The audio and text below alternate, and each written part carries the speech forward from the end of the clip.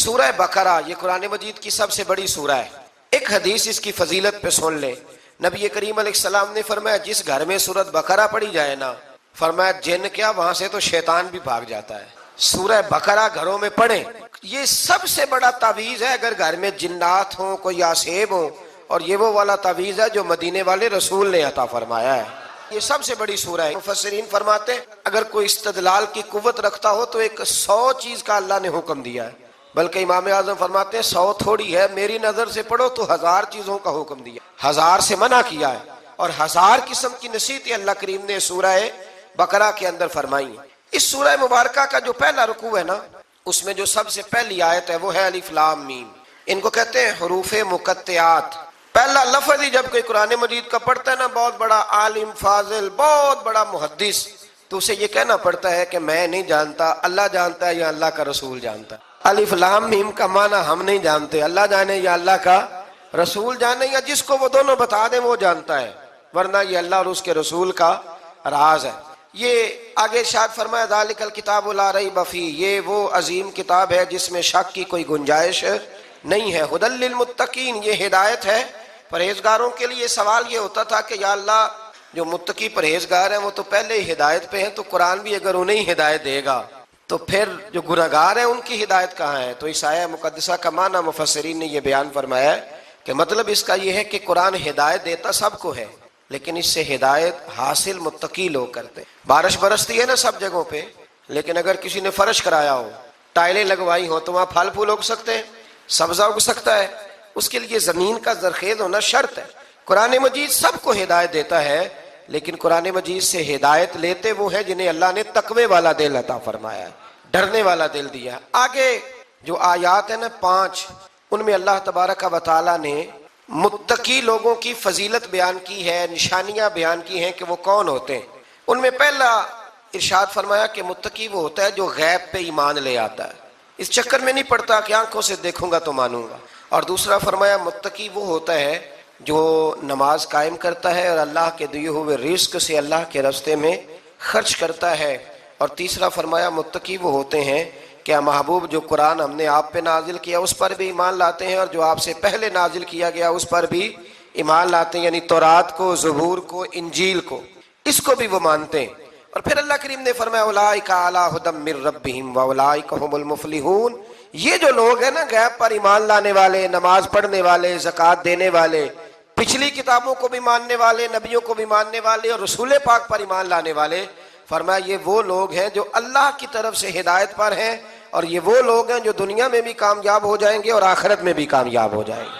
پھر آگے نا اللہ تبارک و تعالیٰ نے کفار کا ذکر فرمایا ہے 3 آیات کے اندر۔ مومن کے بعد دوسرا درجہ کس کا ہے ذکر میں؟ کافر کا۔ پہلے بات ہوئی 5 آیات میں مومنوں کی، اب 3 آیات میں ذکر کیا گیا پکے کافروں کا۔ مومن وہ ہوتا ہے زبان سے بھی اللہ اور اس کے رسول کو مانے، ان کی لائی ہوئی چیزوں کو مانے، اور دل سے بھی تسلیم کرے۔ اور کافر وہ ہوتا ہے کہ جو نہ زبان سے مانتا ہے اور نہ ہی دل سے تسلیم کرتا ہے۔ پھر اللہ تبارک و تعالیٰ نے 13 آیات کے اندر، 3 آیتوں میں کافروں کا ذکر کیا، اور 13 آیات کے اندر پھر منافقین کا ذکر فرمایا ہے۔ منافق کس کو کہتے ہیں؟ منافق اس کو کہتے ہیں جو زبان سے تو دعوے اونچے اونچے کرتا ہے ایمان کے، لیکن اس کے دل میں ایمان موجود نہیں ہوتا۔ آپ حیران ہوں گے، یہیں پہ بات کو ذرا غور سے سمجھیں کہ مومنوں کا ذکر 5 آیات میں، اور کفار کا 3 آیات میں، پکے کفار کا، اور منافقین کے لیے اللہ نے اگلے ہی رکوع میں 13 آیات بیان فرمائی۔ 13، یہ خطرناک گروہ ہے منافقین، یہ خوفناک لوگ ہیں، یہ وہ چھپی ہوئی بیماری ہے کہ جس کو پکڑنا تھوڑا مشکل ہے۔ کچھ بیماریوں کو ڈاکٹر کہتے ہیں نا یہ خاموش قاتل ہے، قتل کر دیتی ہے پر پتہ نہیں لگنے دیتی، اسی طرح منافقین کا ٹولہ ہے۔ قرآن مجید کہتا ہے ان منافقین کے بارے میں وَمِنَ النَّاسِ مَن يَقُولُ آمَنَّا بِاللَّهِ وَبِالْيَوْمِ الْآخِرِ وَمَا هُمْ بِمُؤْمِنِينَ، اے محبوب کچھ لوگ کہتے ہیں ہم اللہ اور آخرت پر ایمان لائے، لیکن وہ ایمان لانے والے نہیں ہیں۔ تو جب رب کہتا ہے نہیں ہے، آج کسی کو کہہ دیا جائے نا کہ وہ بندہ جھوٹا کلمہ پڑھتا ہے، اس کی باتیں نہیں بتاتی، تو کہتے ہو آپ ایک کلمہ گو کو برا کہہ رہے ہیں۔ تو یہاں تو اللہ ان کے کلمے کا بھی اعلان فرما رہا ہے اور ان کے نفاق کا بھی اعلان 13 آیات میں۔ اور رب فرماتا ہے یخادعون اللہ والذین آمنوا وما یخدعون الا انفسهم وما یشعرون، فرمایا وہ اللہ کو دھوکہ دینا چاہتے ہیں مومنوں کو، حالانکہ نہیں دھوکہ دیتے مگر اپنی ہی جانوں کو، انہیں شعور ہی نہیں۔ اللہ تبارک و تعالیٰ نے 13 آیات کے اندر مکہ مکرمہ میں منافق کوئی نہیں تھا جب تک حضور نے ہجرت نہیں کی تھی۔ کیوں؟ اس لیے کہ وہاں جو کلمہ پڑھتا تھا اسے مار کھانی پڑتی تھی۔ تو کسی کو کیا مصیبت پڑی تھی جھوٹا کلمہ پڑھ کے مار کھائے۔ مدینے میں جب اسلامی حکومت قائم ہو گئی نا تو کچھ لوگوں نے اسلامی حکومت سے فائدہ لینے کے لیے جھوٹے موٹے کلمے پڑھ لیے، اندر کفر رکھتے تھے، اوپر سے اظہار اسلام کرتے تھے۔ تو رب فرماتا ہے کہ ان کا یہ ایمان قابل قبول نہیں ہے۔ تو یا اللہ پھر کس کا ایمان قابل قبول ہے؟ تو اللہ کریم نے فرمایا وَإِذَا قِيلَ لَهُمْ آمِنُوا كَمَا آمَنَ النَّاسُ، جب ان سے کہا جاتا ہے نا اس طرح ایمان لاؤ جس طرح دوسرے لوگ لائے، یعنی ابو بکر صدیق کی طرح ایمان لاؤ، عمر فاروق کی طرح ایمان لاؤ، عثمان غنی کی طرح، مولا علی کی طرح، بلال حبشی کی طرح، تو کیا جواب دیتے ہیں؟ قالوا نؤمن كما آمن السفهاء، کیا اس طرح ایمان لائے جس طرح یہ بیوقوف ایمان لائے؟ الا انہم هم السفهاء، اللہ فرماتا ہے خبردار بے شک وہی بیوقوف ہے، ولکن لا يعلمون، لیکن انہیں اس کا علم نہیں ہے۔ وہ کہا کرتے تھے کہ یہ تو بیوقوف ہے معاذ اللہ۔ ابو بکر صدیق نے سارا ہی مال دے دیا نبی پاک کو، عمر فاروق نے آدھا دے دیا، مولا علی نے سارا کچھ حضور کے نام کر دیا، عثمان جو کماتے محنت کے ساتھ وہ سارا وہاں جا کے پیش کر دیتے، تو بیوقوفی ہے۔ آج بھی کچھ لوگ کہتے ہیں کلمہ پڑھنا چاہیے سیدھا سیدھا، یہ کیا بات ہو گئی؟ کیا بندہ مسیتڑ ہی ہو جائے؟ کاروبار بھی تو کرنا ہے نا، نماز روزہ بھی، تو بیوقوفی ہے۔ اللہ جواب دیتا ہے، فرمایا الا انہم هم السفہاء، خبردار بیوقوف تو تم ہو کہ میرے محبوب کی شریعت کا، دین کا، روحانیت کا سورج چمک رہا اور تم نے فیض ہی کوئی نہیں حاصل کیا۔ تو میرے بھائیوں، صحابہ کا ایمان وہ ایمان ہے، اہل بیت نبوت کا وہ ایمان ہے کہ اللہ کو ایمان بھی وہ والا پسند ہے جو حضور کے غلاموں جیسا ایمان ہو۔ اللہ تبارک و تعالیٰ نے منافقین کا ذکر فرمایا تو پھر اللہ کریم نے فرمایا یہ تو وہ بیوقوف لوگ ہیں اس آدمی کی طرح جو آگ جب پوری جلا لیتا ہے نا، روشنی پھیل جاتی ہے تو پھر اللہ اس کا نور لے جاتا ہے۔ انہوں نے بھی چلاکیاں کر کے تھوڑا سا ماحول بنایا تھا تو اللہ نے ان کے سارے پردے کھول دیے، ان کے پاس کچھ باقی بچا، ان کے پردے کھول گئے۔ رسول کریم علیہ السلام کی بارگاہ میں نا ایک دن ان منافقین نے شرارت کر دی۔ منافقین نے شرارت کیا کی؟ جب حضور صلی اللہ علیہ وسلم نے فرمایا نا پوچھو جو پوچھنا ہے، تو امام راضی کہتے ہیں یہ پیچھے نمازیں پڑھتے تھے، یہ 313 تھے حضور کے پیچھے۔ اگر مدینے میں رہ کے منافق ہو سکتے ہیں تو باقی ملکوں میں بھی تو ہو ہی سکتے ہیں نا جی۔ حضور کے پیچھے نمازیں پڑھتے تھے تو ایک دن کہنے لگے نہیں یہ کہتے ہیں جو مرضی پوچھو تو ہم پیچھے نمازیں پڑھتے ہیں، ہمارا انہیں پتہ نہیں۔ جب یہ اعتراض کیا نا حضور کے علم پر، آپ سمجھ لیں کہ حضور کے علم پر اعتراض کرنا طریقہ کس کا ہے؟ طریقہ کس کا ہے حضور کے علم مبارک پر اعتراض کرنا؟ کہنے لگے پیچھے نمازیں پڑھتے ہیں، انہیں پتہ ہی نہیں۔ جب یہ کہا تو اللہ کے رسول نے نا، جمعے والا دن تھا، حضور نے فرمایا میرے علم پر اعتراض کرتے ہو؟ 70 بندے نام لے کر اور ولدیتیں لے کر، بلکہ بہت سارے ایسے تھے جنہیں کنفرم ہو گیا کہ ولدیت اصل میں ہے کیا، انہیں طے ہو گیا۔ حضور کے بے ادب کے لیے یہ طے کرنا بھی مشکل ہوتا ہے نا، طے ہو گیا کہ ولدیت ہے کیا۔ 70 بندے نام لے کے حضور نے مسجد نبی سے نکال دیے، فرمایا یا فلاں بن فلاں قم فخرج فانک منافق، او فلاں کے بیٹے فلاں کھڑا ہو جا، نکل جا، تو منافق ہے۔ حضور نے 70 بندے نکال دیے۔ اب 70 بندے اکٹھے گلی میں نکلیں تو رش تو پڑ جاتا ہے نا۔ حضرت عمر فاروق لیٹ ہو گئے، جمعے میں آ رہے تھے، ان کو جاتے ہوئے دیکھا تو عمر فاروق فرمانے لگے جمعہ ہو گیا ہے بھائی، 70 بندے نکل آئے باہر، جمعہ ہو گیا ہے۔ تو ایک منافق کہنے لگا تھا کہ نہیں حضور نے نکال دیا، تو عبداللہ بن ابی سلول جو ان کا سربراہ تھا نا، وہ کہنے لگا چپ کر۔ حضرت عمر سے کہنے لگا ہاں جی ہو گیا ہے، وہ بھی کہنے لگا تھا نہیں ہوا، ہمیں نکال دیا گیا ہے۔ تو یہ سردار بولا، کہنے لگا ہو گیا ہو گیا۔ حضرت عمر کہنے لگا چلو جمعہ ہو گیا تو جا کے اندر حضور کی زیارت ہی کر لیتا ہوں، لیٹ تو ہو ہی گیا ہوں۔ حضرت عمر اندر چلے گئے تو پیچھے سے وہ منافقین اپنے سردار سے کہنے لگے کہ 2 منٹ میں عمر کو پتہ چل جائے گا کہ تم نے جھوٹ بولا ہے، عمر کو جا کے پتہ چل جائے۔ کہنے لگا بڑے پاگل ہو، میں نے تمہاری جان بچائی ہے، نبی پاک نے تو مسجد سے نکالا ہے نا۔ تو عمر کو پتہ چل جاتا نا منافق ہیں، تو ابو بکر بھی مسجد میں تھے، علی بھی مسجد میں تھے، عثمان بھی مسجد میں تھے، بچانے والا ہی کوئی نہیں تھا۔ عمر نے تلوار لے کے تو دنیا سے نکال دینا تھا، تو میں نے جان بچائی ہے، آپ جائیں گے نا اندر تو حضور ٹھنڈا کر دیں گے، فرمائیں گے چلو میں نے نکال جو دیا ہے۔ تو یہ وہ منافقین کی جماعت ہے۔ دوسرے سے تیسرے رکوع میں نا اللہ تعالیٰ نے انسان کو یاد کرایا ہے کہ تو نے عبادت اپنے رب کی کرنی ہے، اور فرمایا رب تمہارا وہ ہے جس نے تمہارے لیے زمین کو فرش بنایا ہے، آسمان کو چھت بنایا ہے، اور آسمان سے پانی برسا کے تو زمین سے پھل اگائے ہیں رزق لکم، وہ بھی تیرے کھانے کے لیے اگائے ہیں. وہ جو آسمان سے بارش برسا کے زمین سے سبز اور پھل اگائے ہیں تو وہ بھی تیرے لیے. جب سارا کچھ تیرے لیے بنایا تو بھی تو عبادت کرنا اپنے رب کی، پھر کسی کو اس کا شریک نہ ٹھہرا. ایک چیلنج بھی کیا قرآن مجید نے اس رکوع کے اندر. کہا کرتے تھے مکے کے لوگ کہ آپ قرآن مجید کی آیتیں نبی کریم علیہ السلام سے کہا کرتے تھے کہ معاذ اللہ آپ خود بناتے ہیں، بنا کے لاتے ہیں. تو اللہ کریم نے فرمایا وَإِن كُنتُمْ فِي رَيْبٍ مِّمَّا نَزَّلْنَا عَلَىٰ عَبْدِنَا فَأْتُوا بِسُورَةٍ مِّن مِّثْلِهِ، اگر تمہیں شک ہو نا اس میں جو ہم نے بندہ خاص پہ نازل کیا ہے تو تم بھی اس جیسی ایک صورت بنا کے لاؤ. پڑھے لکھے تو تم بھی ہو نا، مکے میں تم بھی رہتے ہو، تو ایک صورت بنا کے لاؤ.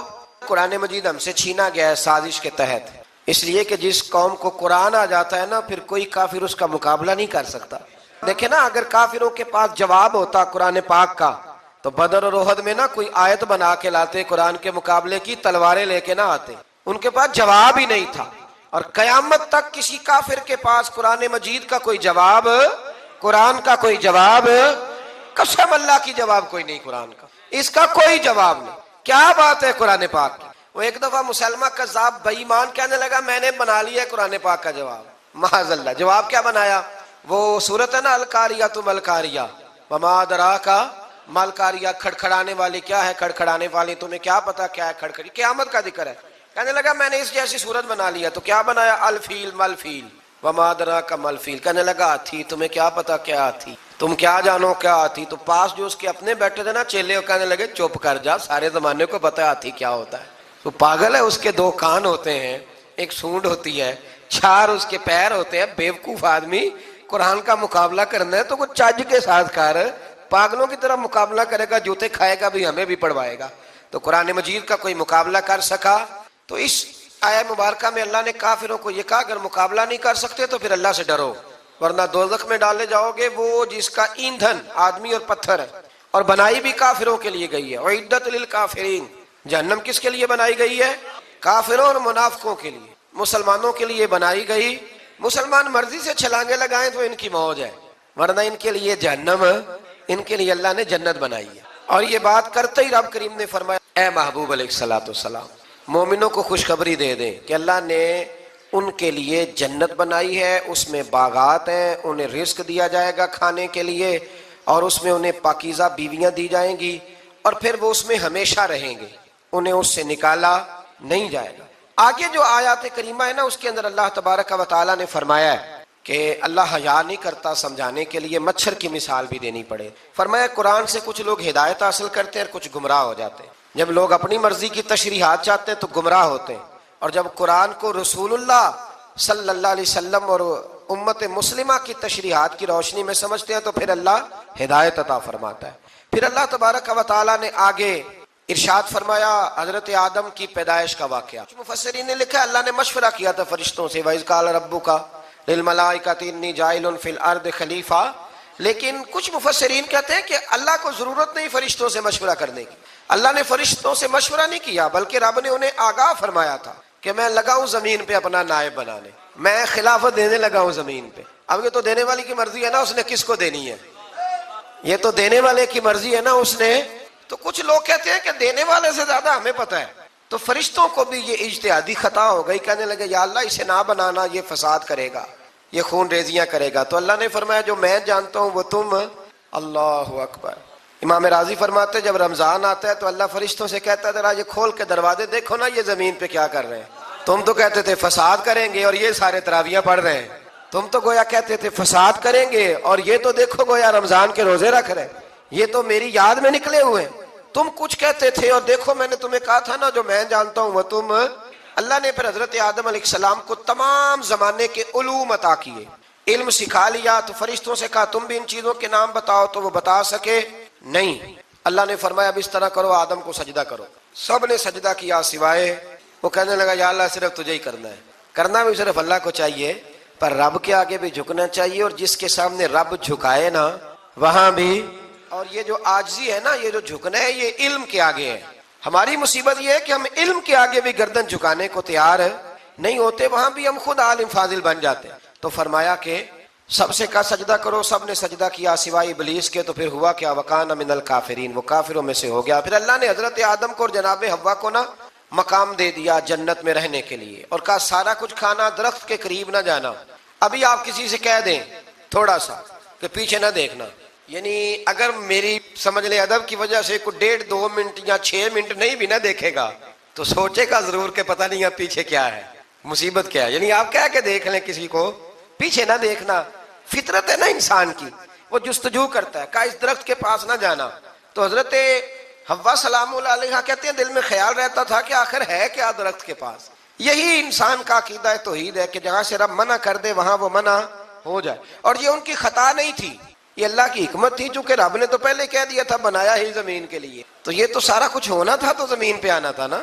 تو حضرت حوا اور جناب آدم کے پاس شیطان آیا، اب اس کو نکال تو دیا تھا پر ابھی اس کا جنت میں آنا جانا بند نہیں ہوا تھا، یہ بھی اللہ کی حکمت تھی۔ تو وہ کہنے لگا تمہیں پتہ ہے بعد میں مر جاؤ گے؟ تو حضرت حوا کہنے لگی کیا موت بھی آئے گی؟ کہاں، اس کی تکلیف بھی بڑی ہوگی، تو پھر بچیں گے کیسے؟ تو کہنے لگے پھل کھا لو اس درخت کا، تو بچنے کے لیے پھل کھایا تھا۔ جس طرح لوگ آج بہت سارے کام بچنے کے لیے کرتے ہیں پر بچ سکتے، بچنے کے لیے پھل کھایا تو اللہ نے فرمایا زمین پہ چلے جاؤ۔ تو حضرت آدم زمین پہ آئے، پھر کئی 100 سال روتے رہے، فتلقى آدم من ربہ کلمات، تو پھر اللہ نے خود ہی جناب آدم کو کچھ کلمے سکھائے۔ علامہ اسماعیل لکی فرماتے ہیں وہ کلمے یہ تھے کہ حضرت آدم نے میرے نبی کا وسیلہ پیش کیا، اللہ کریم نے جناب آدم کی دعا کو مقبول فرما لیا۔ پھر آگے بنی اسرائیل کا ذکر آ جاتا ہے، اللہ تعالیٰ نے بنی اسرائیل، آج آپ اسی قوم کو یہودی کہتے ہیں، ان کو اللہ نے اس زمانے میں فضیلت عطا کی تھی بہت زیادہ۔ تو عرب کے اندر جب نبی پاک علیہ السلام نے اعلان نبوت کیا تو کچھ لوگوں نے یہ کہہ دیا کہ اگر یہ یہودی کلمہ پڑھ لیں گے تو ہم بھی پڑھ لیں گے، تو پھر اللہ نے انہیں یاد کرایا کہ تم اصل میں کیا ہو، تمہیں کلمہ پڑھنا چاہیے۔ تو اہل یہود کا تذکرہ کرتے کرتے رب کریم نے ایک بات یہ بھی ارشاد فرمائی کہ تم لوگوں کو تو کہتے رہے ہو کہ وہ نبی آنے والے ہیں، وہ نبی آنے والے ہیں، اور جب آ گئے ہیں تو ماننے کو تیار نہیں ہو۔ تو فرمایا تأمرون الناس بالبر وتنسون انفسکم وانتم تتلون الکتاب، لوگوں کو بھلائی کا حکم دیتے ہو اور اپنے آپ کو بھول جاتے ہو، افلا تعقلون، تمہیں عقل نہیں؟ پھر اللہ نے انہیں یہ بھی یاد کرایا کہ یاد کرو وہ زمانہ کہ جب فرعون نے خواب دیکھ لیا تھا کہ کوئی بچہ اس کی سلطنت کو تباہ کرے گا، تو پھر اس نے تمہارے بچوں کو ذبح کرانا شروع کیا اور تمہاری بیٹیوں کو چھوڑتا تھا۔ فرمایا یہ بھی تو تم نے دیکھا، میں نے تمہیں پھر تم سے کہا جہاد کرو قوم عمالقہ کے خلاف، تو مقام طیہ میں جا کے یہ لوگ کہنے لگے ہم سے جہاد نہیں ہوتا، اللہ نے انہیں ایک میدان میں قید کر دیا۔ بڑی دلچسپ بات، قید تو لوگ ہوتے ہیں نا چار دیواری میں، تو اللہ نے بنی اسرائیل والوں کو جب انہوں نے کہا جہاد نہیں کریں گے تو اللہ نے میدان میں قید کر دیا۔ میدان میں، یہ یاد رکھیں، جب انسان اللہ کی نافرمانی کرتا ہے تو اسے ایسی قید ملتی ہے جس کا اس نے تصور بھی نہیں کیا ہوتا۔ ایک میدان ہے مقام طیہ، قید ہو گئے، سارا دن سفر کرتے تھے، سارا دن، تو رات کو تھک کے سوتے تھے، صبح اٹھتے تھے نا جب تو وہیں ہوتے تھے جہاں کل صبح چلے تھے۔ تو رب جب کسی کو قیدی بناتا ہے تو اسے زنجیروں کی سلاخوں کی ضرورت ہے، دعا فرمائے اللہ تبارک و تعالی غموں سے نجات عطا فرمائے، یہ دعا فرمائے، ایسی قید دیتا ہے کہ جس سے پھر چھٹکارا ہو سکتا۔ تو بنی اسرائیل کا بہت زیادہ تذکرہ اس بارے میں اللہ تبارک و تعالی نے پھر بیان کیا، اور پھر کہا کہ انہیں جو حکم دیا جاتا تھا یہ اس کی سرتابی کرتے تھے، پھر اللہ نے ان پر ذلت نازل کر دی اور یہ ہمیشہ اس کا شکار رہے۔ قوم سبت کا ذکر فرمایا اللہ نے، ہفتے والے دن کچھ لوگ نافرمانی کرتے، ہمارے بھی ہیلے بہانے ہیں نا آج کل کاروبار میں۔ تو اسی سپارے کی آیت نمبر 65 کے اندر اللہ تعالیٰ نے حضرت داؤد کی قوم کا ذکر کیا کہ اللہ نے انہیں حکم دیا تھا کہ ہفتے والے دن مچھلیاں نہیں پکڑنی، تو وہ کہتے تھے چلو ہاتھ لگا کے نہیں پکڑنی، ہاتھ لگا کے۔ وہ ہمارے لوگ ہیلے بہانے تلاش کر لیتے ہیں نا، وہ بڑے جناب انشورنس والا آ گیا، اب وہ بینک والا آ گیا، اب وہ فلانے صاحب آ گئے، وہ تروڑ مروڑ کے کہانیاں باتیں، اور پھر ہمیں بھی رستے مل جاتے ہیں بچنے کے۔ مفتی صاحب نے کہہ دیا تھا، ایک مولانا سے میں نے ان کو کہا ہفتے والے دن مچھلیاں نہیں پکڑنی، کہا نہیں پکڑتے، چھوٹے چھوٹے حوض بنا لیے، تو مچھلیاں زیادہ آتی تھی اس دن، یہ بھی اللہ کی قدرت تھی، نماز کے وقت گاہک زیادہ آتے ہیں، یہ اس کی قدرت ہوتی ہے، تو وہ مچھلیاں حوض میں جمع ہو جاتی ہیں، یوں سمجھ لیں کہ جال انہوں نے لگا لیے ہوئے تھے، تو جال میں وہ پھنستی رہتی تھی، حوضوں میں آتی رہتی تھی، ہفتے کو نہیں پکڑتے تھے، اتوار کو پکڑ لیتے تھے، تو پھر اللہ نے انہیں سزا دی۔ فرمایا تماشے کرتے ہو اللہ کے حکم کے ساتھ، کیا سزا دی؟ فَقُلْنَا لَهُمْ كُونُوا قِرَادَةً خَاسِئِينَ، فرمایا بندر بن جاؤ دھتکارے ہوئے۔ جو رزق حرام طریقے سے کماتے تھے رب انہیں بندر بنا دیتا تھا۔ ابھی بھی میں نے دیکھے ہیں بڑے بڑے تاجر پاگلوں جیسی زندگی گزار رہے ہیں، نفسیاتی طور پہ سکون نہیں ہے، کروڑوں روپیہ پڑا ہے، کیوں؟ اس لیے کہ رب کے بتائے ہوئے طریقے کے مطابق تجارت نہیں کرتے. آگے ایک اور دلچسپ بات آ گئی. بنی اسرائیل کے اندر نا ایک شخص نے اپنے چچا کو قتل کر دیا جائیداد کے لیے. یہ دیکھیں کب سے لوگ جائیداد کے لیے قتل کرتے آ رہے ہیں. چچا کو قتل کر دیا اور قتل کر کے حضرت موسیٰ علیہ السلام کے پاس آئے کہ میرے چچا کو کسی نے قتل کر دیا ہے تو بتائیں کیا کرنا ہے. تو آپ نے فرمایا کہ گائے ذبح کرو اور اس کا ایک ٹکڑا مقتول کو مارو, مرنے والے کو, وہ خود اٹھ کے بتا دے گا مجھے کس نے قتل کیا ہے. اب ارادہ نہیں تھا گائے ذبح کرنے کا تو بہانے کرنے لگے. ارادہ نہیں نہ ہوتا تو پھر کیا ہوتے ہیں, کہنے لگے گائے کس طرح کی ہو, بوڑھی ہو کہ بچی ہو, رنگ کیسا ہو, جوان ہو کہ چھوٹی ہو, حال میں ایک دفعہ چلنا سیکھ گئی ہو یا ابھی نہ سیکھی ہو. تو بتاتے گئے تو رب بھی شرطیں بیان کرتا گیا. گہرے زرد رنگ کی ہو, حال کے اندر اسے نہ چلایا گیا ہو, پانی نہ نکالا گیا ہو, نہ بچی ہو نہ جوان ہو, اس کے درمیان ہو. یہ ساری شرطیں کہاں پائی جاتی تھیں؟ حضرت موسیٰ علیہ السلام کی قوم کا ایک شخص تھا جو اللہ کا ولی تھا. وہ جب انتقال کرنے لگا نا, اللہ اکبر, دیکھو رب ولیوں کی اولادوں پر بھی کتنا فضل فرماتا ہے.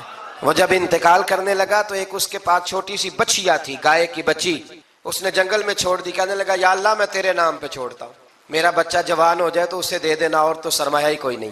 بچہ بڑا ہوا تو بچہ بھی بڑا نیک تھا, اپنی ماں کا بڑا فرما بردار تھا. اس کی ماں نے کہا بیٹا تیرے باپ نے ایک گائے چھوڑی تھی. تو بچہ جنگل میں گیا اور جا کے کہنے لگا اے اللہ میری گائے مجھ سے ملا دے. تو رب کریم نے وہ گائے واپس کر دی. وہ گائے گھر لے آیا. اب وہ کہنے لگا اماں بیچ دوں. تو اماں کہنے لگی بیٹا میرے پوچھے بغیر نہ بیچنا. کئی دفعہ گاہک لگے پر اس نے کہا جب تک میری اماں نہ کہے گی میں بیچوں گا. ادھر بنی اسرائیل والے شرطیں جتنی گائے کے بارے میں پوچھ چکے تھے وہ ساری اسی گائے میں پائی جاتی. تو یہ ڈھونڈتے ڈھونڈتے وہاں پہنچ گئے تو کہنے لگے گائے چاہیے. تو اس نے کہا بھی تمہاری مرضی سے نہیں, قیمت میری مرضی کی.